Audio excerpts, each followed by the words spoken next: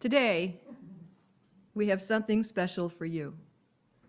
On November 20th, just a couple of weeks ago, David Marchese, a writer for the New York Times, held an interview with Yo-Yo Ma, one of the top cellists in our era. The piece was published in the Times with the title Yo-Yo Ma and the Meaning of Life. For their debut appearances at our virtual pulpit, I'm delighted to introduce Ted Key and the words of David Marchese. But first, David included a preamble as follows. The immensity of Yo-Yo Ma's talent is such that he would be globally admired if all he ever did was appear on stage or in a recording studio and then vanish after the last notes faded from his cello. That Ma has instead used his gifts in the service of spreading humanistic values via cross-cultural musical collaboration, civic engagement, and huge amounts of heart means that his connection with the public goes far deeper than mere admiration. Ma's compelling instinct for compassion has been on much-needed display during this pandemic year. In the spring, he streamed a performance series, Songs of Comfort, on YouTube and social media. During the summer, he broadcast a performance of Bach's cello suites in honor of those to COVID-19. And on December 11th, he will release Songs of Comfort and Hope, an album recorded with the pianist Catherine Stott. People need each other for the support beyond the immediate staples of life, Ma says. They need music. And I also want to introduce Robert Wilkinson, yes, both Robert and Ted. Take it away. So tell me, do you think music is fundamentally good? That's a good question to ask and very hard to answer. It's as if you're asking me, are people fundamentally good? I don't think people are fundamentally bad, but in the interaction of figuring things out or wanting more of something or less of something, then complex things come into play. I ask because your work is rooted in the idea of music as a value positive, ennobling thing. But music is also used in every possible awful context. Can we delineate music from the intentions of people using it? Music connects human beings. It brings people together. You can also describe it as energy, sound that moves air molecules. So a marching band will energize an athletic game or bring people to war. The bagpipe is used for war, for entertainment, for funerals, for weddings. Music is not one thing. It's something that people react to. But your question, is that good or bad? It depends on circumstances and individuals and timing. The invention of something starts out being more or less value neutral. Agriculture, nothing bad about it.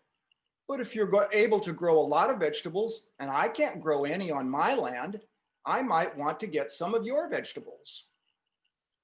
Here's something I've been thinking about, particularly over the past 4 years, and I'll raise it with you fully aware that my engagement with music is minuscule compared with your own. Don't say that. I know you like music. You're interested. You think about it. So don't assume I know more than you. I'll accept that. All right.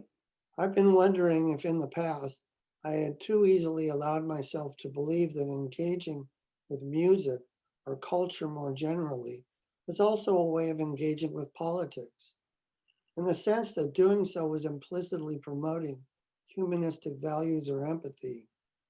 Now I can't help thinking that was at least partially a complacent waste of time. And while I was doing that, some parallel Neanderthal was probably spending the equivalent time figuring out how to advance odious politics. Is my rambling making any sense to you? Of course it makes sense. It's about whether you believe in a utilitarian world or you believe that if you look out on the night sky, You see the infinitude of variety in nature and the unreachable wonders of what it is and how we fit in. Morons are generally not thinking about the infinitude of the universe. They're thinking of a different world, and you have to be able to extract certain truths. When you write something that's beautiful, you think you've found a bit of truth. It flows, it sings. You can do that. David, is that useful? I know the lady who spent 20 years helping to find the so-called God particle, the Higgs boson. Is that useful? I just read this piece that says that Newton, because of the bubonic plague, had to leave university and went back to the family farm. And during that time, he developed all these incredible theories that we are beneficiaries of hundreds of years later. Is that useful? Physics is useful. Is spending years overvaluing political utility? Is spending years overvaluing the political utility of art? All I'm saying is, if you dropped out and just focused on politics, then where are you drawing from? Where are your inner resources? What's going to keep you going for 50 years? And do you know that you are actually going to make more of a difference by focusing on politics than on culture you're passionate about? You don't know what you might help make happen. Our world is full of the result of unintended as well as intended consequences. The two naturally go together. What was your own evolution with music and politics? I think of it almost in terms of young children and how they engage in the world. Growing up is becoming familiar with a series of rolling concentric circles. You're kind of circling your space, your home, your family. You're exploring all around. So to your question, becoming a parent was a huge thing. Once you have a child, your sense of time completely changes. You start thinking about a longer stretch of time where you have to be responsible for another person's life. You have to think differently about responsibilities. If you have a parent who becomes ill and you're there, that's a familial responsibility. A friend is in trouble. You help the friend. These are extensions of that concentric circle. New neighbors move in, you try to welcome them. It's all the connections we make in life. Once you're connected, you feel responsibility. And connected means that it's a circular loop. I know you, but you have to know me too. There's an energy circle that goes back and forth. And do you believe culture can drive that? That's right. I knew fairly quickly in my career that you had to create memories. In order to have a career, you have to make sure that somebody remembers your name as opposed to, oh, that Asian dude who does the violin type instrument. It's about connection and culture. I used to ask people, what is culture? It's so complex. My latest try for culture is that it's everything that humans have invented that helps us survive and thrive. Think about language. Think about agriculture. Think about navigation. Think about engineering. Think about politics. We invented our nation. And guess what? The people who invented our nation, they were younger than you. That's my vote for giving custodial responsibility to younger people sooner rather than later. They're willing to sacrifice certain things in order to have an authentic life in what they buy, whom they buy from, how they live. They're going to live through moments of change that I know I'm not going to be capable of helping with. But I can be a cheerleader. That's one way of looking at responsibility. It's not about, oh, I have to care about society. I'm using culture. It doesn't need to be defined as, I'm going to play for you this piece of music. It's not that. It's more like you and I talk, and a connection is activated. Because you're a thoughtful person, I'm going to get something from this conversation that is going to help me build a mental structure. I met this guy, David, who's interested in a broad number of people and really does his homework and is a modest person, but he cares a lot and is curious. That's a good frame to remember somebody by. That's important. There have been arguments in the air lately about cultural appropriation. I'm curious how you see them, because you're someone who has obviously thought hard about how to engage with other cultures. Look, my favorite subject in college was anthropology. Studying early cultures was interesting because so much of this conversation that we're talking about is stuff that comes from essentially the last 500 years. Anthropology gave me a method of looking at value structures of different societies. These things take me into beyond the contested 300 to 500-year era that we're really focused on. So you see contemporary cultural arguments as blips? In order to try to understand, I'm trying to gain perspective. The anthropological part of that is that you start out from a position of beginner's mind, no judgment. Tell me about yourself. What's important to you? I just want to know. I'm not going to be judgmental. Later on, I can go back and think, who is David? What made him curious? Was he born that way, or did something happen in his life? And how did having children change him? Because he said something about the last 4 years, his kids are 3 and 5. So is that sort of family child related? Are you asking me for real? Yes. The change comes from having kids and then looking at the way politics is going and thinking about what kind of world my girls are going to grow up in and what I can do to make it better. Exactly. I'm a grandparent. Teddy and Oliver are both preschool age. Teddy is going to be 83 years old in the year 2100. I will be long dead by then. But what kind of world is he going to live in? It'll be past the singularity moment. Are there going to be 500 million people already washed under the ocean? Are we going to live with this fractured sense of the world? This is my 2 little grandchildren. It's not an abstract thing. Are you confident that your work is helping bring about the world that you would like your grandkids to live in? Not that you'll necessarily get the result you want, but that you're doing what you can to achieve it. I don't know. That's the kind of question that I ask myself.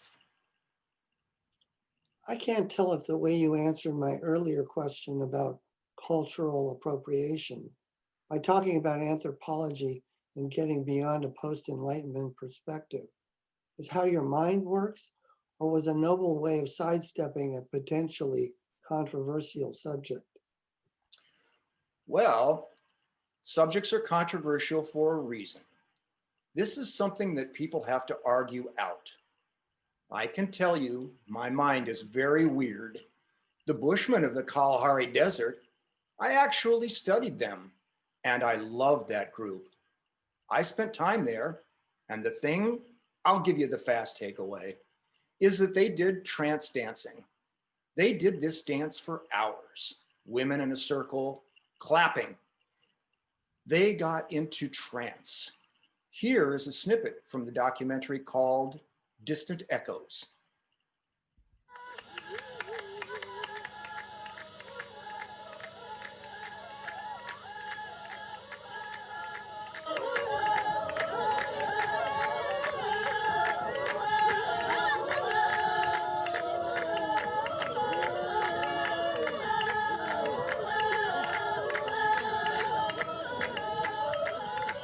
The trance dance is the high point of the Bushmen's collective music making, a synthesis of their music, their beliefs, and their medicine.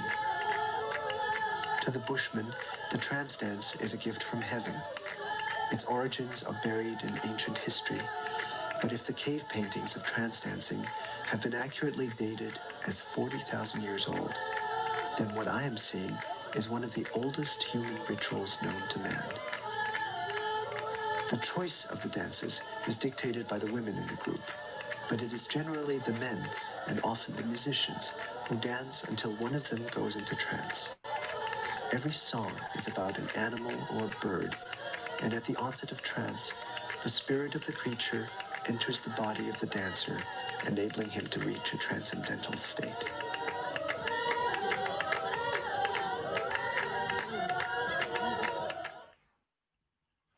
The next day, I interviewed the women and said, "Why do you do this?"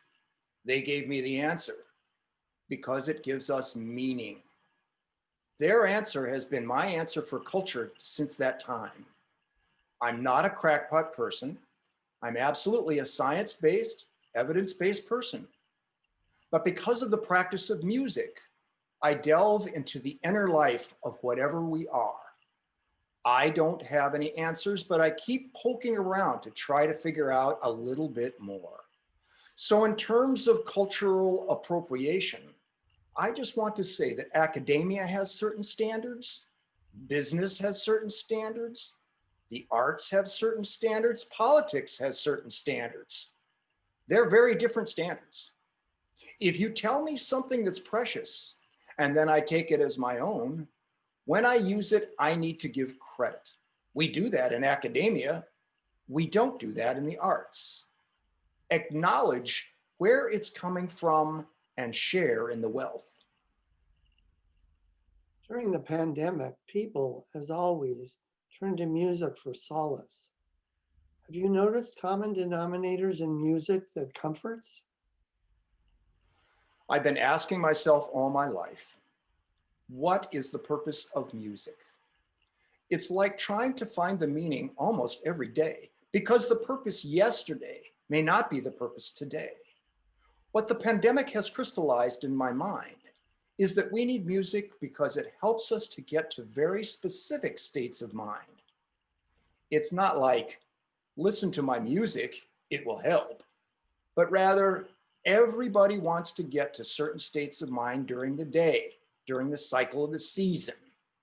And during a pandemic, with the alienation of not having social contact, music is also that physical force. It's energy. Then you get to more complex things, like how certain songs elicit memory. Certain smells can get to an immediate childhood memory of your grandmother's baking apple pie. Music can do the same thing. Your first kiss, your wedding. And unfortunately, during this time, we've lost a number of friends, and you have virtual memorial services, and you play music for that. All of which is to say that you do whatever is needed with music. We need music to make us feel at equilibrium through hard times and good times. People have drawn so much from Bach's cello suites this year. Those pieces were originally composed as study exercises, and yet they've become these icons of catharsis. What's their magic? A couple of things. Bach wrote the cello suites in the only time that he was not in the service of the church. It's something like 1720 to 22. This was a time when he didn't have to write cantatas for Sundays. He could experiment further. So the way I look at the suites, and this is a roundabout way of getting to your question, is that I imagine Bach saying to himself, hey, I play a lot of instruments. I play the organ, I play the piano, I play the oboe, and there's the cello. I'm going to figure out what I can do with the cello. He says, I'm going to learn everything about the instrument. He writes the first suite, second, third suites. What does he discover? Wow, I now know exactly how the cello functions. Then he says, now, because I have an experimental nature, I want to figure out what the cello can't do. One thing the cello can't do is hold many notes at once. So he says, Okay, how am I going to do that? Maybe I can figure out a way to invent something. Aha! How about if I use the listener's ear to fill in what I can't do polyphonically? I give you one note so it's in your memory. Then maybe I leave it, but do it in such a way. Then in about 7 seconds, I have the following note, but you still remember the first note. He does that with different voices, and especially with the bass line. And starting with the fourth suite, he gets more and more inventive in creating larger structures, sort of like a universe filled with neutron stars and galaxy black matter. Sort of like saying, I can get you into a different world by fiddling with my permutations and your subconscious reception of them. The fourth, fifth, and sixth become more experimental. The fifth one, he turns down the cello by a note so he gets richer chords. The sixth one, he actually writes for a 5-stringed instrument instead of a 4-stringed instrument, the viola pomposa. He's expanding the range of the instrument and literally changing it. Here is the prelude to start the fifth suite, the one in which I had to lower the tuning of my strings.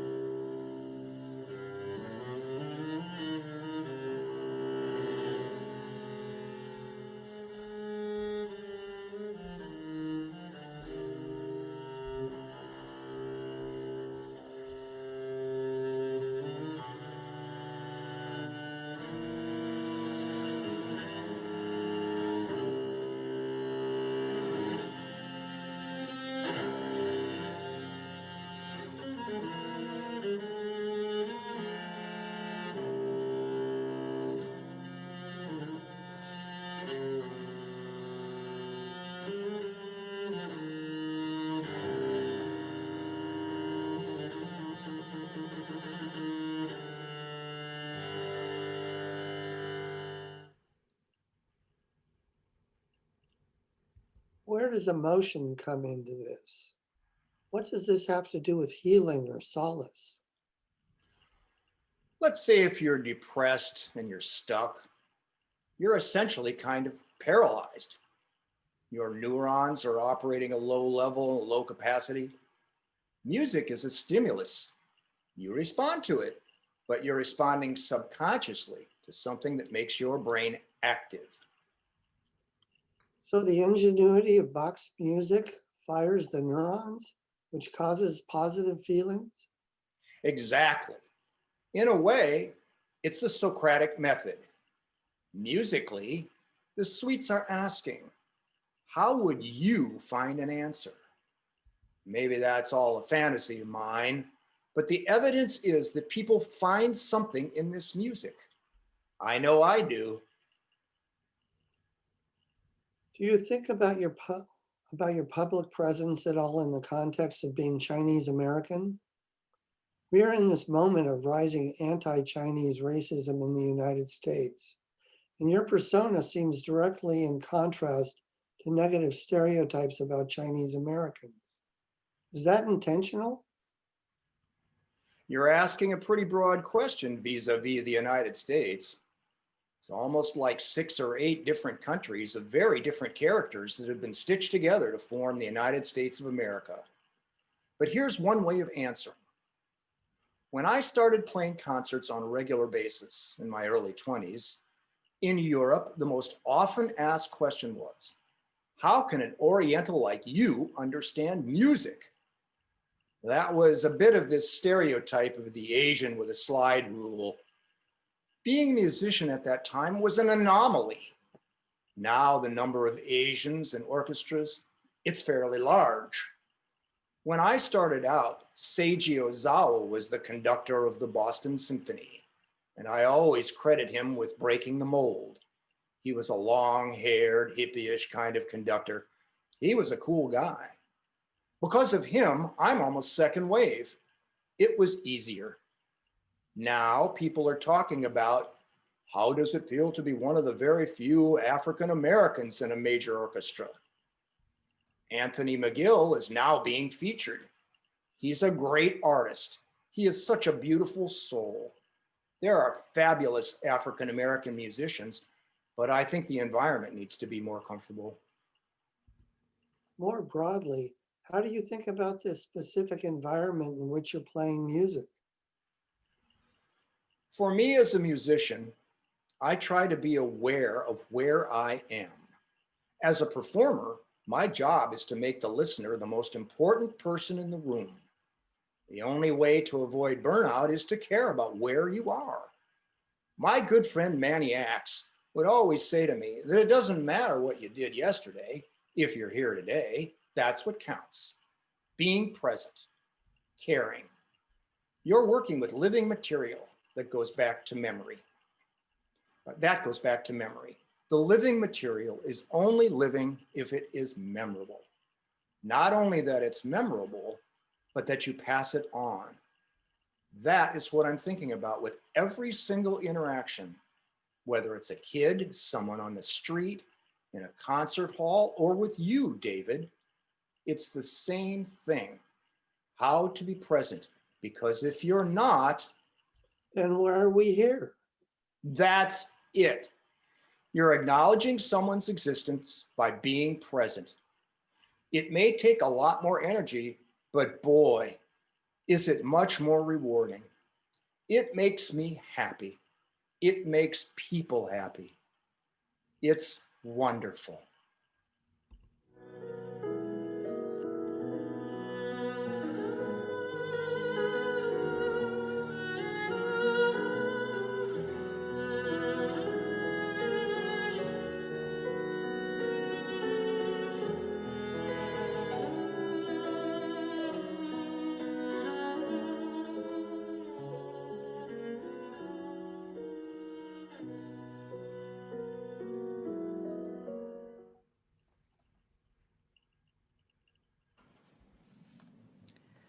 We'll be looking forward to more from Ted and Robert in the near future. Nicely done. Thank you.